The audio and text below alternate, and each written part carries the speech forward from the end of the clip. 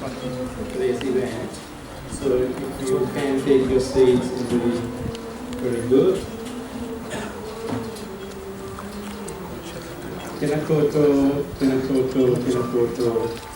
Vanakkam to all the people who are gathered here today.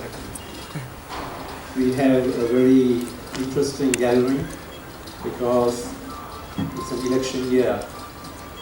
And this meeting is an opportunity to listen to some of the policymakers and the politicians who will carry the community and the nation through to the next 4 years. It is an honor to have all the various candidates who have taken their time on a weekend come and gather their thoughts and their policies to present to us. We have asked them to keep their speech to 7 minutes with regards to their policies, and this will be monitored using a bell. So if you hear this bell, that means your time is up. I'll probably give you a bell or a signal around 6.5 minutes, and then the final one, which should be at 7. So thank you.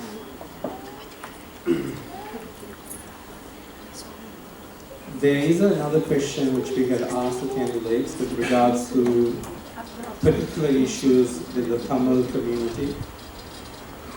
And we would like to start off the proceedings with this particular question.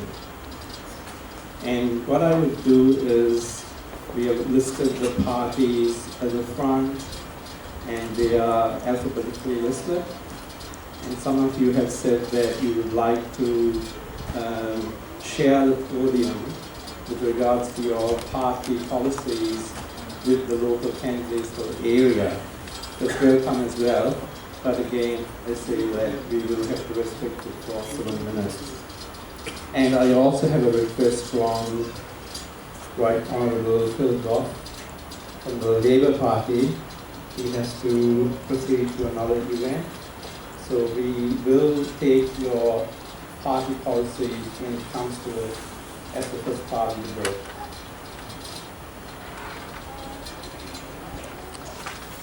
We start off the proceedings for the day with a minute's silence for all those people who have lost their lives in the war in Sri Lanka. Please join me. Believe it or not, it's not new. It has been a minority groups issue, and it has been, it has taken quite a while to actually come with some means of a peaceful solution. But alas, peace is not something that many of the Tamil people have actually enjoyed in Sri Lanka. And you would find among us gathered here today some of the most recent arrivals from the Mangere refugee camp, and some of them have questions as well. And also you would find among us some of us who have come in the early 60s to New Zealand, who are professionals, and if you are looking at the medical profession, for instance, many Sri Lankan doctors have been here since the 1970s onwards. So there is an issue with highly educated people, and there is an issue with people who have been subjugated in such a way that education has been only a dream. New Zealand has opened its arms and welcomed many people thanks to the quota system, and it has actually continued to do so. And this has been a very important thing in recognizing our issues.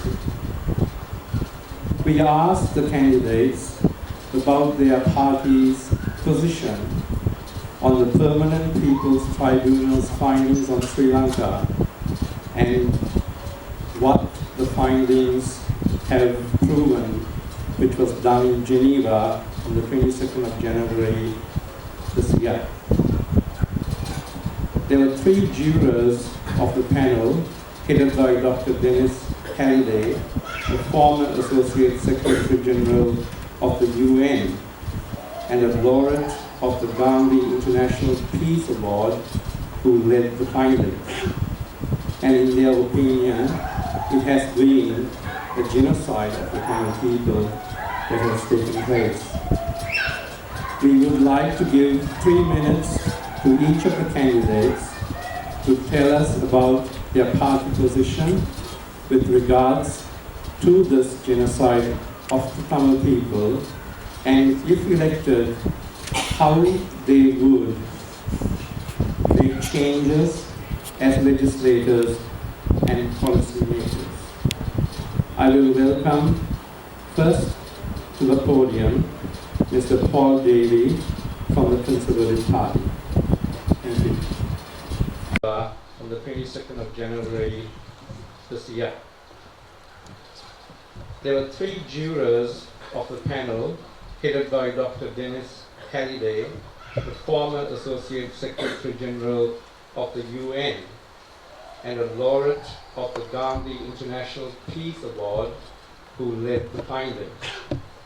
And in their opinion, it has been a genocide of the Tamil people that has taken place.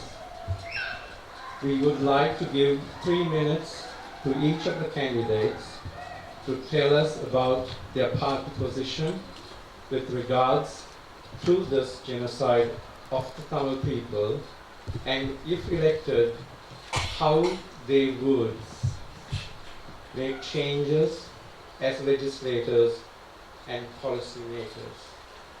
I will welcome first to the podium Mr. Paul Daly from the Conservative Party. Thank you.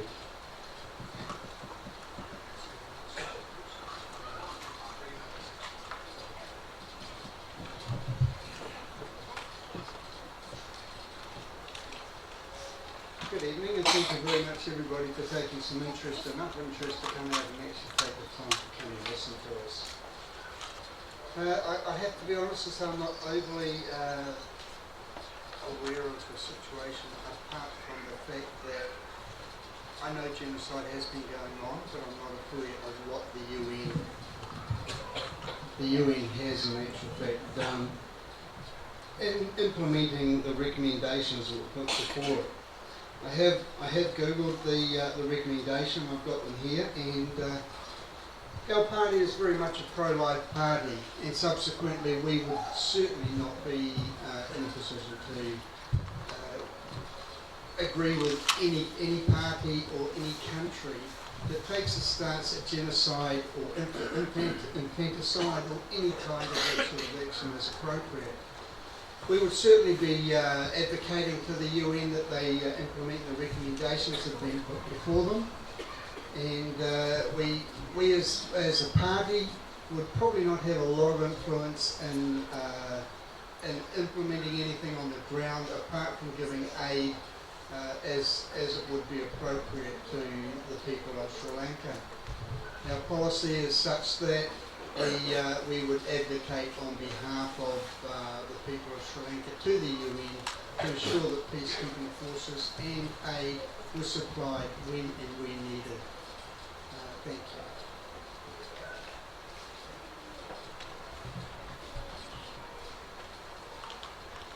Next we have Jang Logi from the Green Party.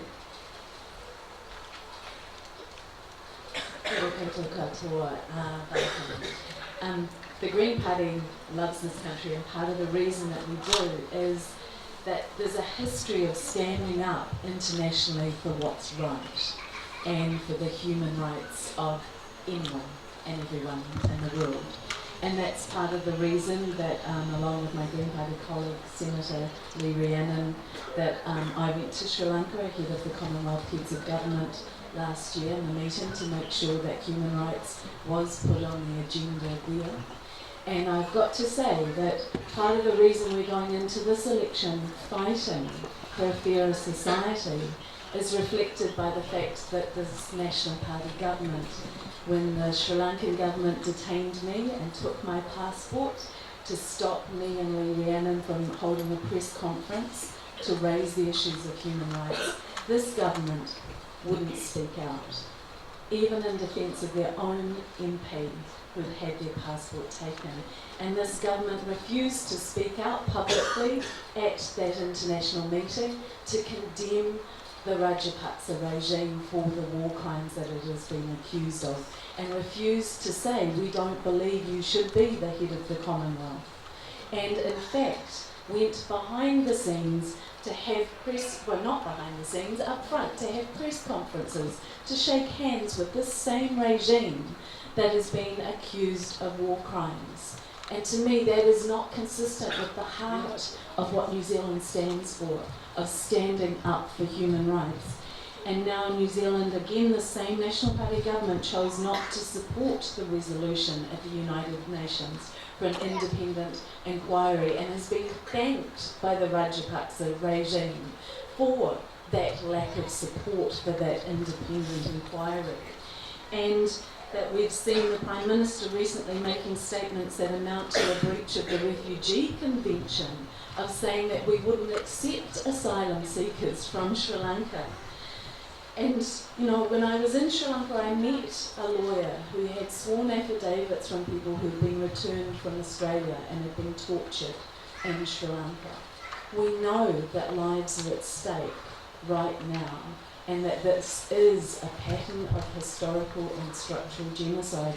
And I want a government that will stand up and do what is right in support of the people who have no voice.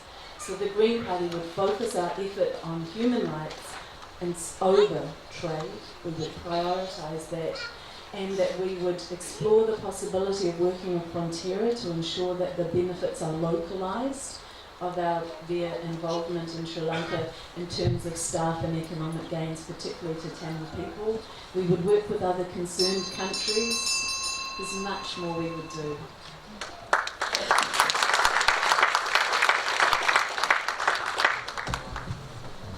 We invite Roshni Sami from the Internet Party.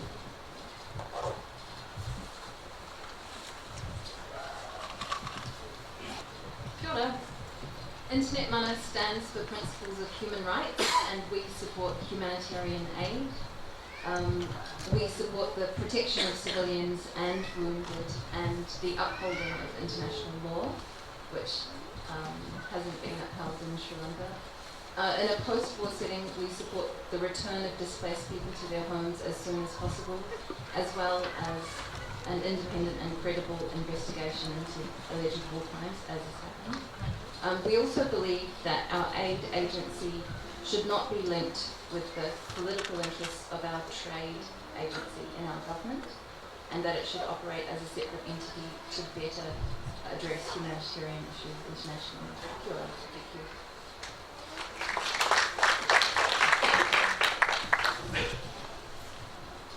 Next we have Phil Goff representing the Labour Party.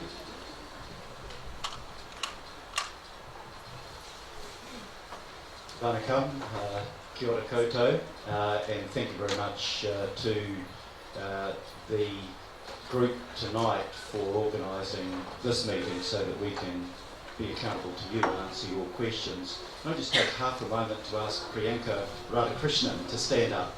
Priyanka's on the top of our list after MPs, and she'll be hopefully represented in the new Parliament along with Sunny Koshal and Anjum Raman, three of our Indian candidates for this year's elections. Thanks, Priyanka.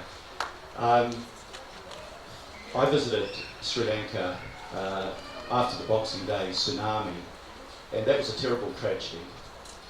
But a worse tragedy was the war that went on for so long, taking 100,000 lives and 40,000 in the last 5 months. And as well as Sri Lanka, I'd also visited Indonesia, and Aceh had been similarly torn by strife. But they had used the human tragedy of the tsunami to bring together the two sides to find reconciliation. And that's what we hoped would happen in Sri Lanka. Sadly, we were let down by the Sri Lankan government, who failed after the end of the war to extend the hand of reconciliation and failed utterly to meet the standards of accountability that the United Nations Secretary General's panel on accountability in Sri Lanka had asked for. There have been a range of organisations, every one of them have pointed to crimes against humanity and war crimes in Sri Lanka, not simply by the Sri Lankan government, also by the LTTE. You cannot draw a distinction when it comes to war crimes and crimes against humanity. But what we have been asking for is accountability of anyone who committed a war crime.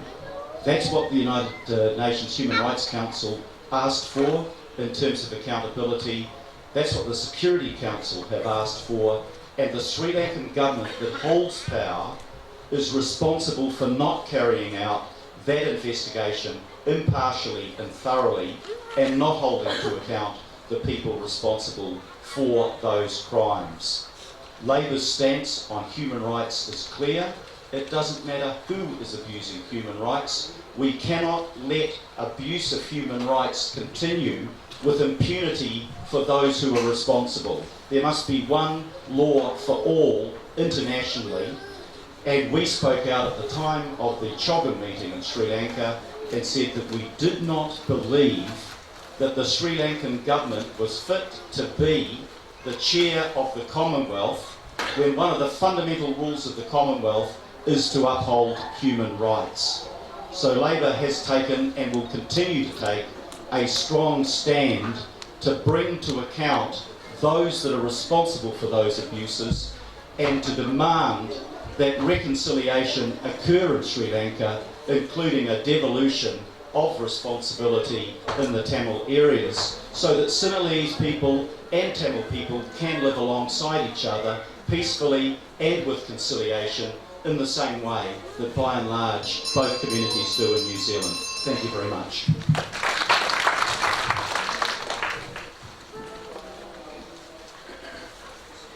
Next we have Joe Carolyn from the Mana Party.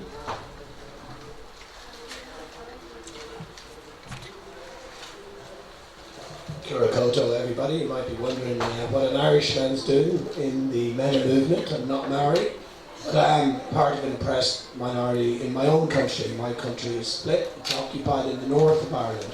And Mana has been there for all oppressed nationalities. We've organised protests for Palestine over the last few months. And I've been on the protests with many of you here in the room, and the George family, Narupa, and Mrs. George, my neighbour, for the Tamil people. I go further than Phil. I think the Tamil people have a right to self-determination. You have the right to your own nation. You have a right to Tamil land. And I oppose the government in Colombo, the Sinhalese majority, the chauvinism, the Buddhist fascism that's occupying your land. If you want your own country, you should have your own country. And that's Mana's support to you. What we can do to help you here in New Zealand is to organise boycotts and divestment from all the economy of the Colombo government. We can spread education and we can support the Tamil people when you need to march, when you need to protest. I believe there's been huge war crimes, huge genocides, huge graves in your land where thousands of people have killed, and I have no doubt that one day the Tamil people will rise again for self-determination, because none of these international groups care. The United Nations doesn't care. I know Dennis Halliday, he's a friend of mine, he's from my country, but look at all the resolutions they've passed on Palestine for the last 60, 70 years. Colombo is a friend of Israel, and the United Nations is nothing but a fig leaf. In order to get freedom, the people must organise their movements, must organise their unions and fight back, and you have Mana support in that.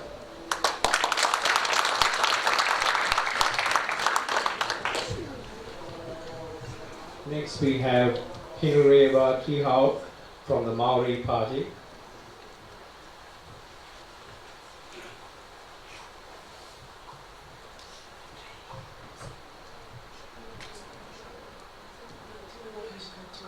thank you for having me here today and to make comments.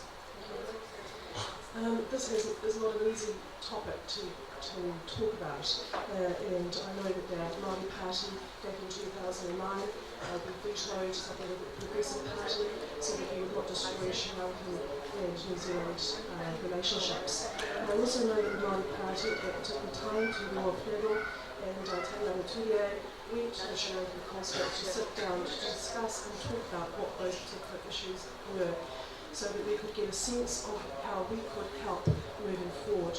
Humanity issues are big, and as a party we understand what genocide is. We've had it in our own history. We respect the lives of Tamil people. We expect the right for you to be able to have a voice and a say within your communities. And the UN document on genocide does say that, but it comes down to you and I as people to be able to determine how we make those changes if it turns. I cannot understand the issues of what I should say is, I cannot understand the issues or the pain that you may have been through. I can only determine that by reading the documents. It actually comes down to your voice and your stories, and seeing them more publicly displayed here within New Zealand enables us as New Zealanders and Māori to understand what your needs are. So I ask that you share your voice here, vocally, here within New Zealand. I ask you, as Māori have done, that you push what your challenges are, that you speak out about the issues that the Sri Lankan government have not faced, because it's only through using our mediums that we actually know and truly can understand.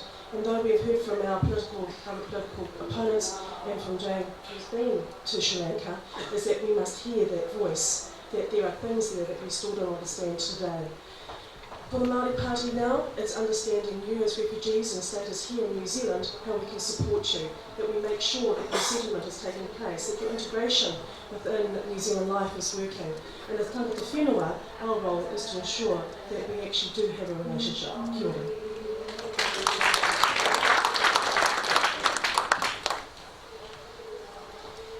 Next, I invite Mark Mitchell from the National Party to address us.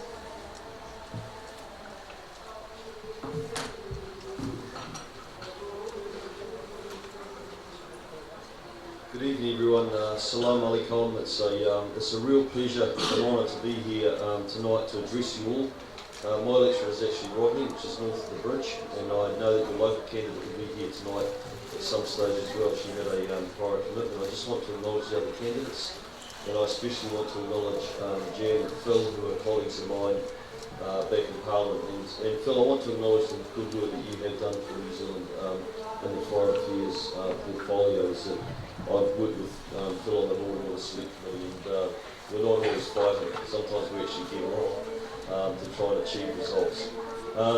What happened in Sri Lanka had a deep and profound effect on me personally.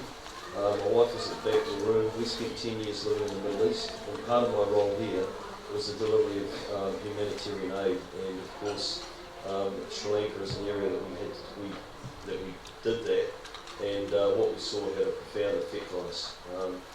I'd like to, I'm here and I want to be very specific and very direct and very clear around the policy is. So if you just excuse me, I'm going to read the policy from my phone. New Zealand has reiterated at the highest level its strong concerns about the pace of progress towards reconciliation and political devolution in Sri Lanka. Foreign Minister Murray McCully visited the north of Sri Lanka in November of 2013 to assess the situation there, and following the visit, Mr McCully noted while there had certainly been good progress in infrastructure, there was a significant army presence and more needed to be done to encourage reconciliation. We believe those responsible for human rights abuses should be held to account, and that devolution should occur to benefit the people in the north of Sri Lanka. While New Zealand has supported the Sri Lankan government's declared intention to achieve reconciliation and political devolution, we have made it clear that we want to see a fuller implementation of the recommendations in Sri Lanka's own Lessons Learned and Reconciliation Commission. New Zealand continues to raise our strong concerns. New Zealand believes further progress in implementing the Human Rights Council recommendations would go a long way towards healing the wounds of the Civil War and achieving national unity. Partly for this reason, we did not support the creation of an independent inquiry mechanism as established this year by the United Nations, because we do not consider this is the most constructive way forward at this time. On the 2nd of April this year, I'm sorry, that's the policy as it stands at the moment. I know that I'm competing with the CN, but I hope that I've been very clear in terms of where the national government stands in relation to its policy on Sri Lanka. Thank you.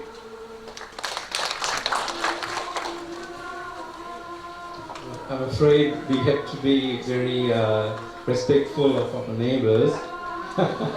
So, final candidate, I would wish to invite Mahesh Bindra, representing the New Zealand First Party.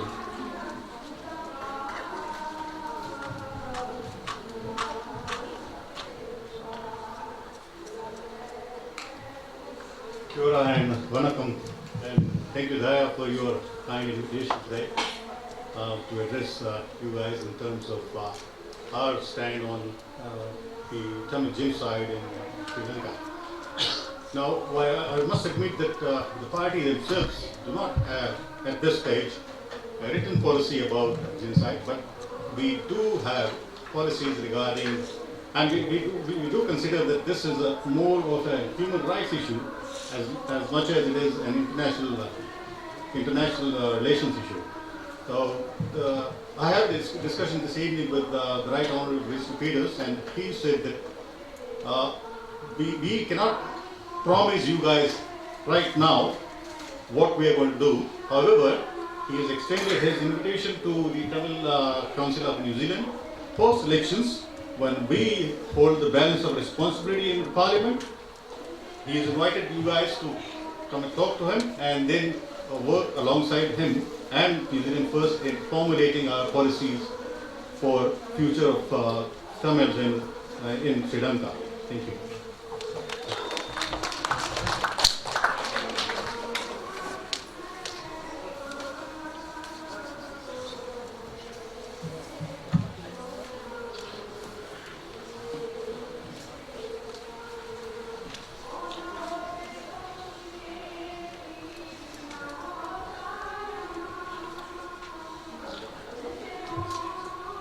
That concludes the position of the various parties with regards to the question of the findings by the Permanent Peoples Tribunal on Sri Lanka and its decision that it was a genocide.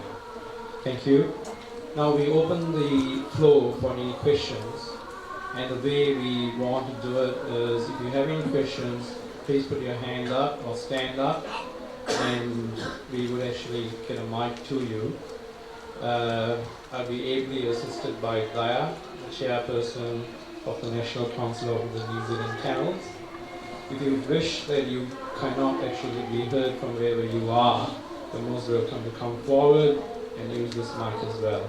So the floor is open, and we will only be able to take these questions for about 10 to 15 minutes, because I want to give the parties an opportunity to actually speak for their 7 minutes as well, at the end of which we would further take any questions.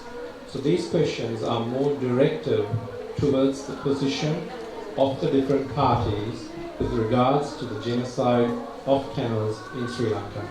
The floor is open.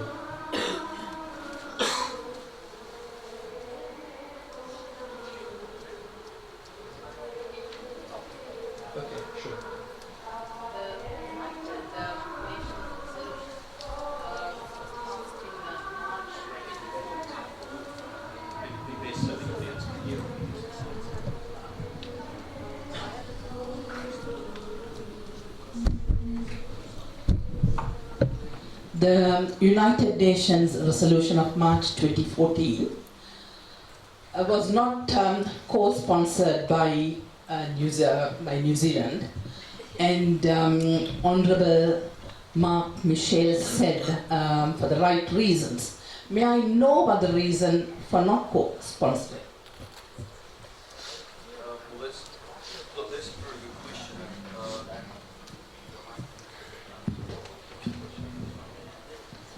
That's a very good question, and the straight answer to you is because actually I'm not engaged in this directly. I don't know what the exact reasons behind that were, other than the fact that the government decided that reconciliation, of course, is a priority, and they felt that the Human Rights Commission recommendations was the way to go in terms of making sure that we had a very clear focus and direct focus on making sure that they were implemented.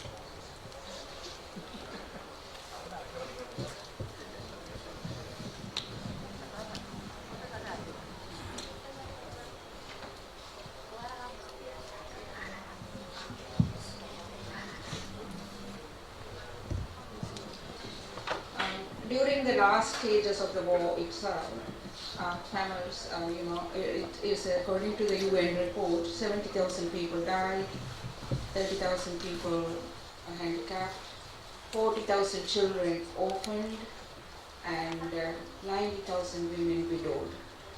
Now I want to know whether that is, if that is not genocide, then what else is a genocide? If it is only human rights problem, whether this is considered as genocide, where it was a war without witness, the Sri Lankan government didn't allow any UN or any NGOs, independent NGOs to be there, and it committed, and even after 5 years, no, it is not supporting the resolution, and it is not taking any constructive action, and it is not cooperating with the international community. And so there is, it is self-evident what the Sri Lankan government is about. So if this is not genocide, is it only human rights violation, or is it clear-cut genocide?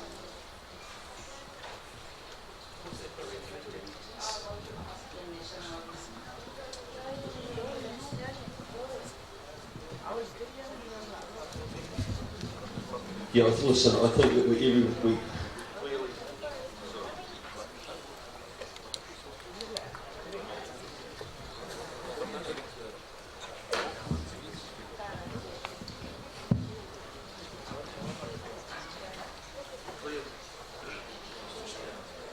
Clearly accept that, can everyone hear me? Yeah. Look, we clearly accept that there was a human tragedy without a doubt in Sri Lanka. There's no doubt about that at all. And I think in the recent China meeting, even the Prime Minister stood up and very clearly stated that the sunshine needs to shine on the situation that occurred. But the Prime Minister has been very clear in coming out and saying that we're backing the reconciliation process. We think that devolution is very important, and we are fully supporting the recommendations that were made by the Human Rights Commission.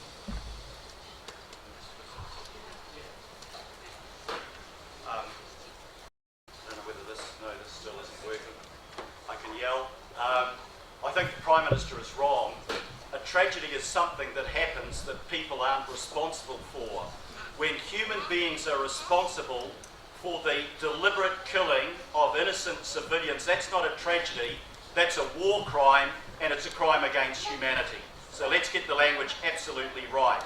I think the Prime Minister is on weak ground on a second front.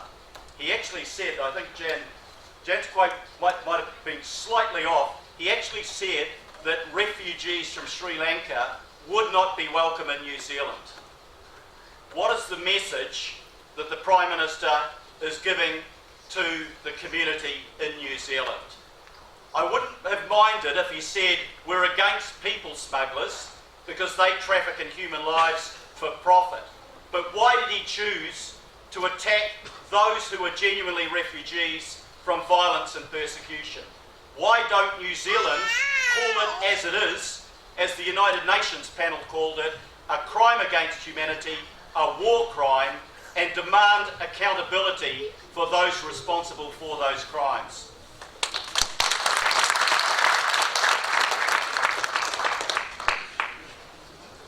Labour Party was in power. Would you have co-sponsored One second, I think Joe and Jan. I think the answer to that is yes. Yeah, I was on the protest with you in Aotea Square in November 2013 when we said that John Key shouldn't go.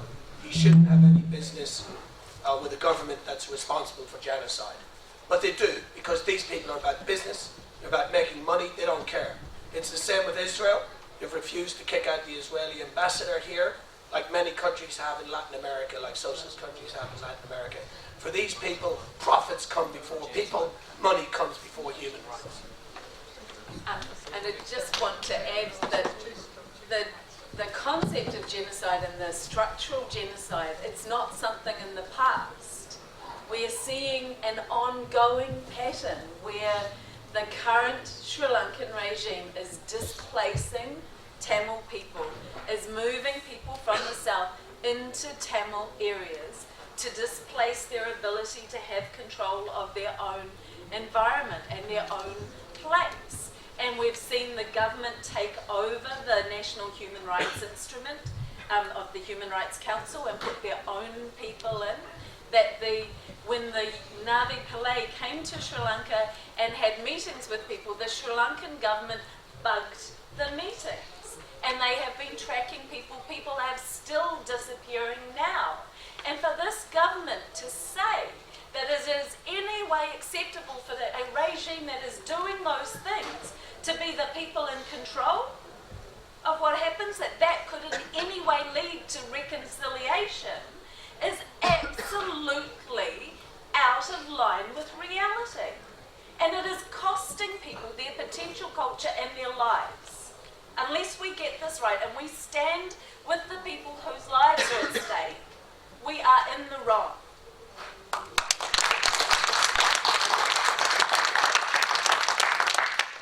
You can't disagree with anything that's been said yet. Phil is 100% correct. It has been proven and it's been stated by the UN that war crimes, genocide, all those things have happened.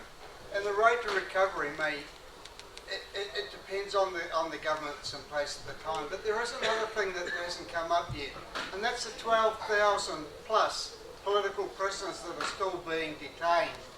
And I haven't heard any government yet stand up and say they're going to do anything about returning those people to their families, to their homelands.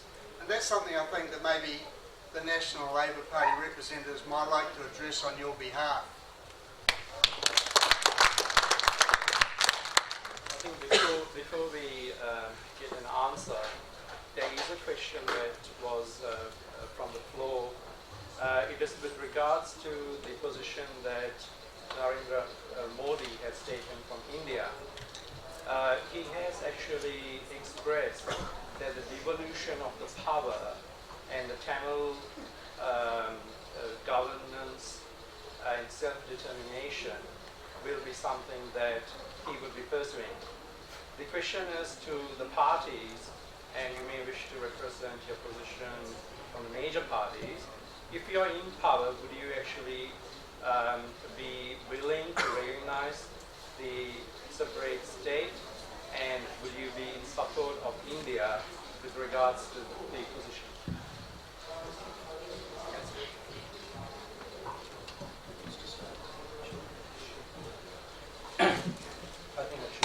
Yeah.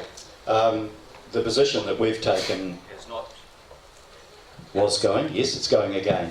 The position we've taken is not for a, we can't, from the bottom of the South Pacific, decree that that there be a separate Tamil state in Sri Lanka, where that would be an empty gesture by us. What we can demand is that there be a multilateral involvement, and it has to be through the UN. And I appreciate my colleagues' comments about the weakness of the UN, but it's the only organisation that we've got. And clearly one of the options, as it is in other parts of the world, is to allow substantial devolution of power so that people can control affairs in their part of the country. I don't think we'd get international support for a separate state. That may be an outcome. It would have to be determined multilaterally. What is important is that we start by demanding first that the reconciliation process begin, because I don't believe that it has even begun yet. You can't talk about reconciliation when people that are internally displaced persons are still deprived of their rights, when the media are deprived of their rights, when critics are silenced. You are not getting reconciliation, you're getting continued oppression.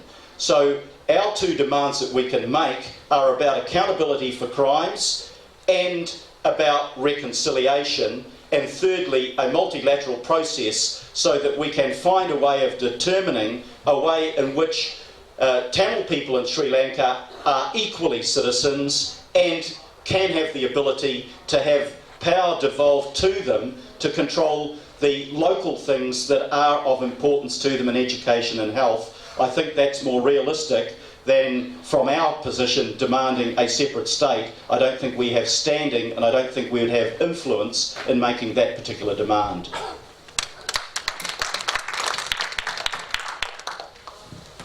Yeah, I don't think the Mana movement here would demand anything for you, but all we can do is act in solidarity with you, and oppressed minorities, oppressed people, oppressed nations have the right to their own state in Ireland, in Palestine, and in Tamil Land.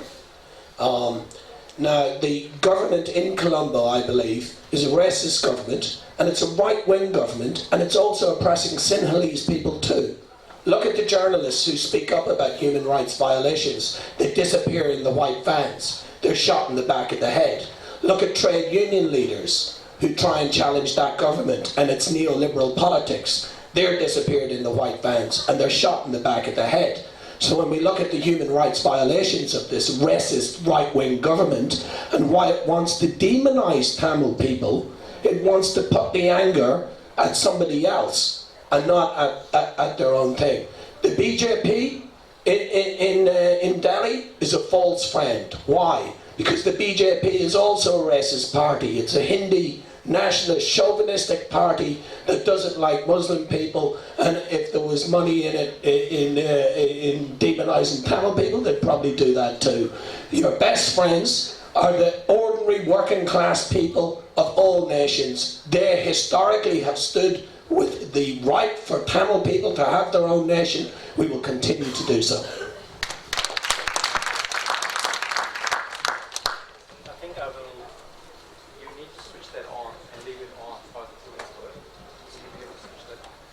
Thank you. I think we will actually take one last question if you have one, or we will move on to, yes. Can I have a mic? Sure.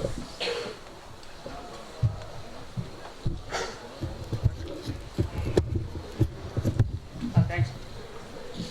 Kia Phil. Kia Amara. This is a direct question to you. Do you support a separate state for Tamil people in Sri Lanka? I thought I'd answered that in the last question. I don't think we're in a position to make that decision on behalf of the local people.